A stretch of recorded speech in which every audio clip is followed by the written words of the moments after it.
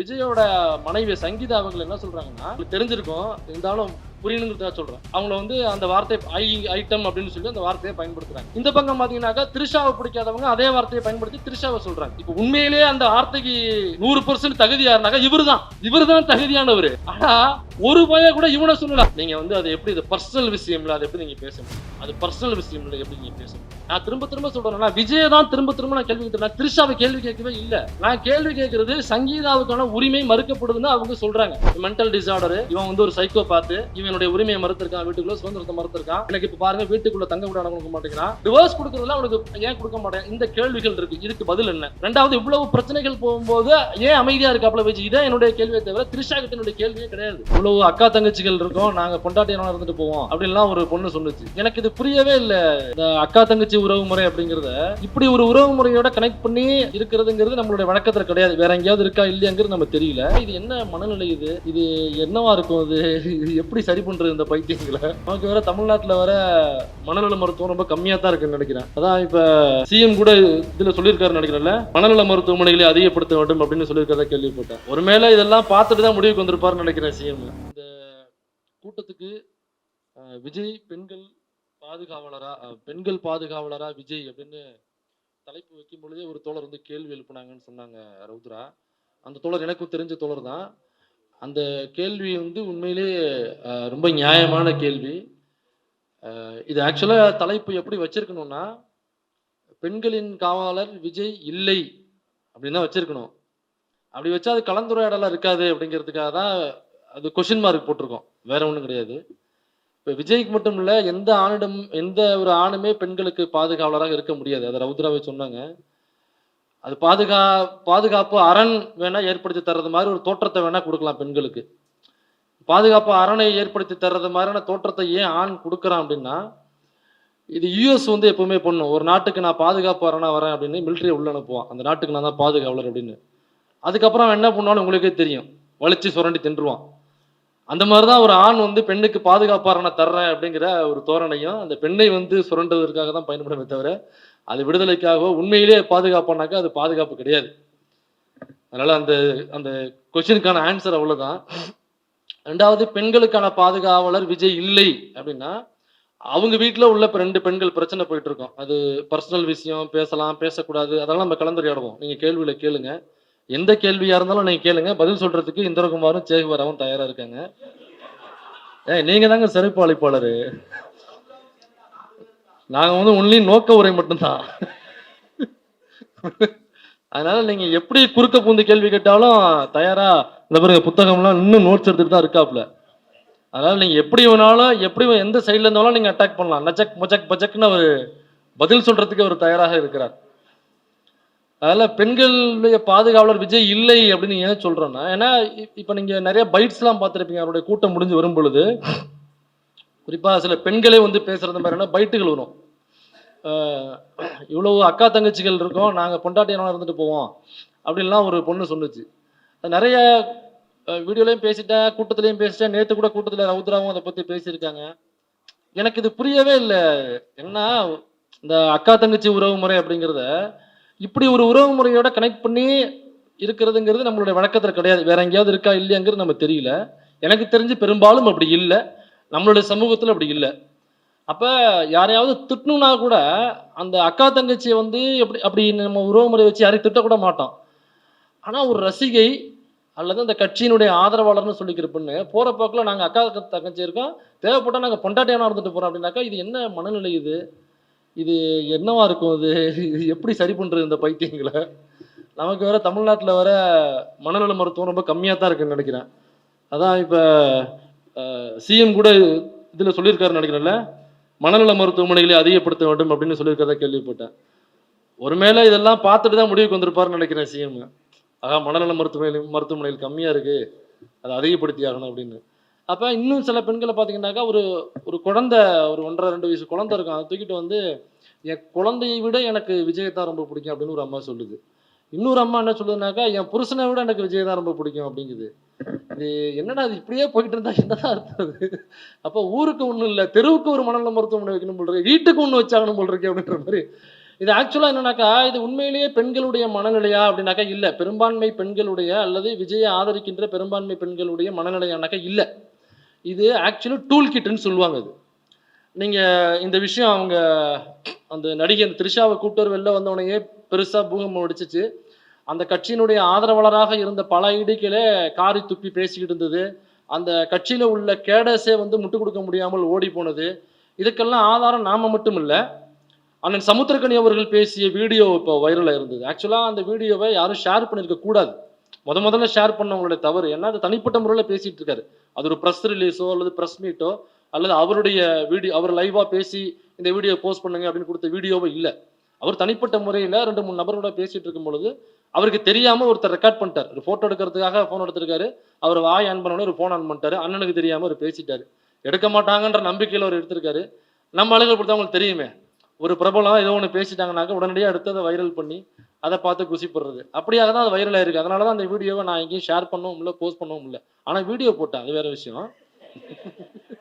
இல்ல அது என்னக்கா எல்லா சேனல்லயும் பப்ளிஷ் ஆயிருச்சுனாக்கா நம்ம தாராளமா அத பத்தி பேசலாம். முதல்ல போட்டவருடைய தவறு இது. போடக்கூடாது. அப்ப அதுல இன்னும் கவனிக்க வேண்டிய விஷயம் என்னன்னாக்கா, அவரு பேசின கன்டென்ட் சரி.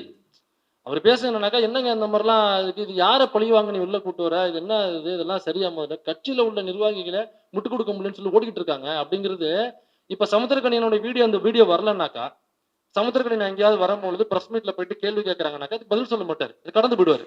ஏங்க அதெல்லாம் பர்சனல் விஷயங்க. அதெல்லாம் பேச தேவையில்லைங்க. வேற ஏதாவது கேள்வி இருந்தா கேளுங்க அப்படின்னு சொல்லிட்டு கடந்து போயிருவாரு. ஆனா உள்ளுக்குள்ள எல்லோருக்குமே ஒரு ஒப்பீனியன் இருக்கும். இப்ப இங்க உட்கார்ந்திருக்கவங்கலயே இது பர்சனல் இல்லன்னு 2 விதமான தாட் இருக்கும். பர்சனல்னு சொல்றீங்கல்ல, உங்களுக்குள்ளேயும் அந்த விஷயம் குறித்து ஒரு தாட் இருக்கும்ல. உங்களுக்கு ஒரு ஒப்பீனியன் இருக்கும்ல. அவர் த்ரிஷாவை அழைச்சிட்டு வந்தது சரி, இல்லை அப்படிங்கிற 2 தாட் இருக்கும். அப்ப ஏதோ ஒரு தாட் உங்களுக்குள்ள உருவாகும். ஒரு ஒப்பீனியன் உங்களுக்குள்ள உருவாகும். அந்த ஒப்பீனியனை நான் சொல்றேனா இல்லையாங்கிறது தான் அது பர்சனல் அப்படிங்கிற பட்சத்தில் நான் அதை எனக்குள்ள டிஸ்கஸ் பண்ணிப்பேன். என் வீட்டில் உட்காந்து டிஸ்கஸ் பண்ணுவேன்.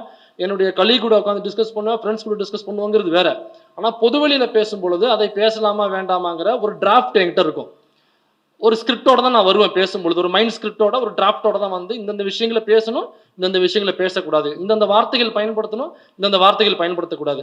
எனக்கு நான் ஃப்ரெண்ட்ஸோட உட்காந்து பேசும்பொழுது நிறைய வார்த்தைகள் நாங்கள் ஷேர் பண்ணி பேசிப்போம். நிறைய வார்த்தைகள் நாங்கள் பயன்படுத்துவோம். அது அன்பார்லிமெண்ட் வேர்ட்ஸாக இருக்கும்.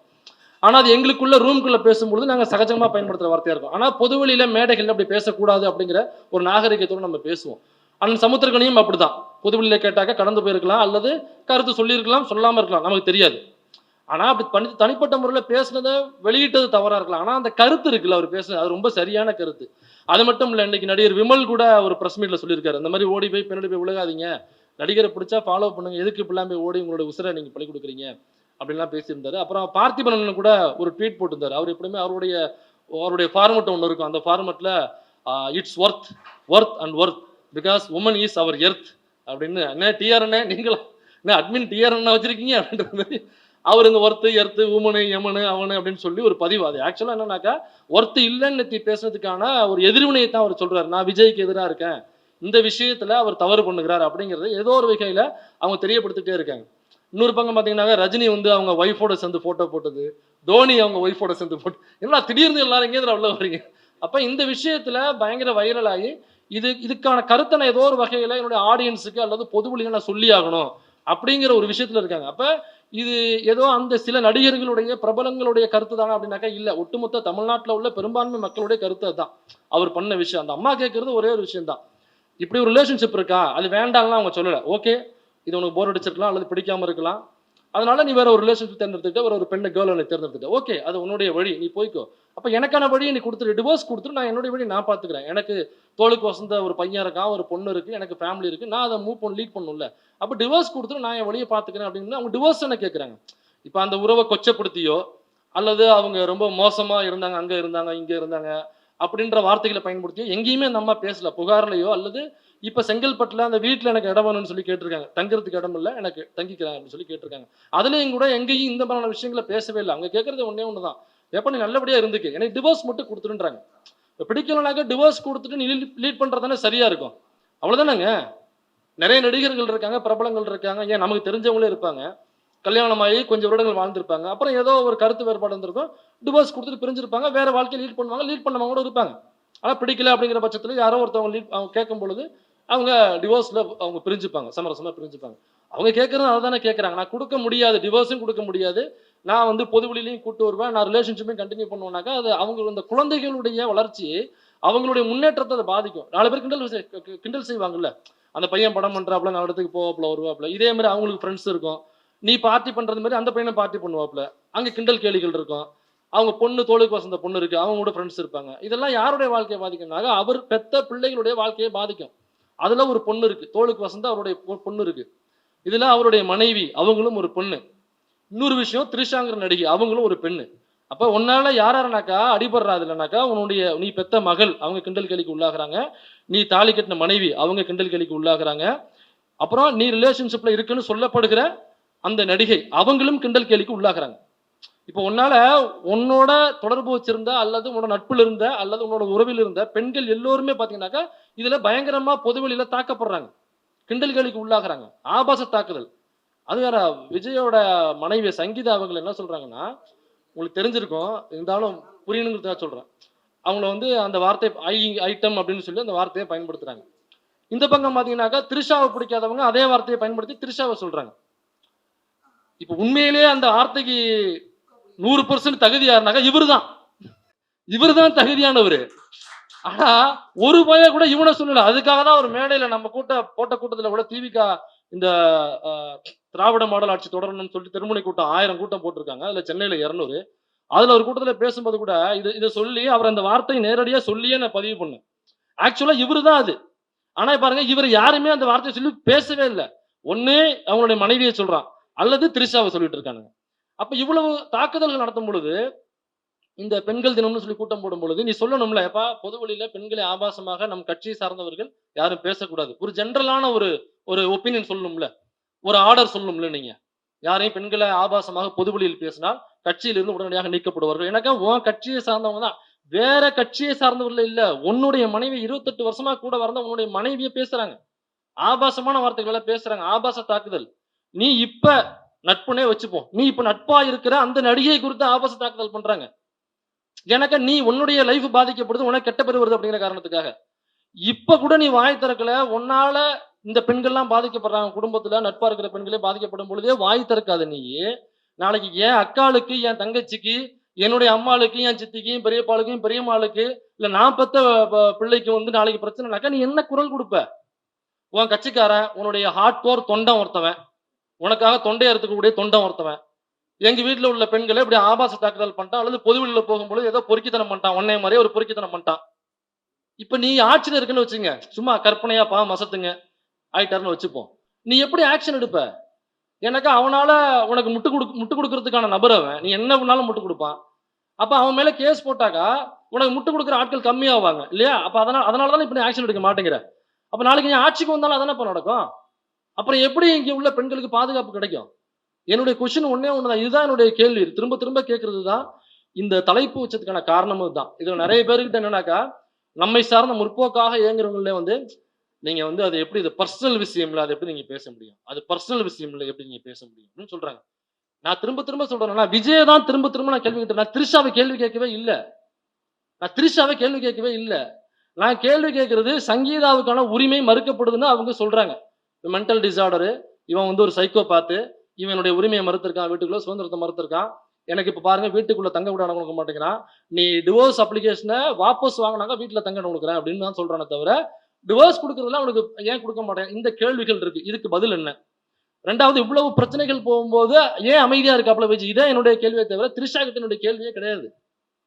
அதனால பர்சனல் விஷயம்னாக்கா த்ரிஷாவுக்கும் விஜய்க்குமான நட்புக்குள்ள அல்லது அந்த உறவுக்குள்ள கேள்வி கேட்டோம்னா ஒருவேளை பர்சனல் சொல்லலாம். நான் அதுக்குள்ள போகவே இல்லை. நான் கேட்கிற கேள்வி இவ்வளவுதான்.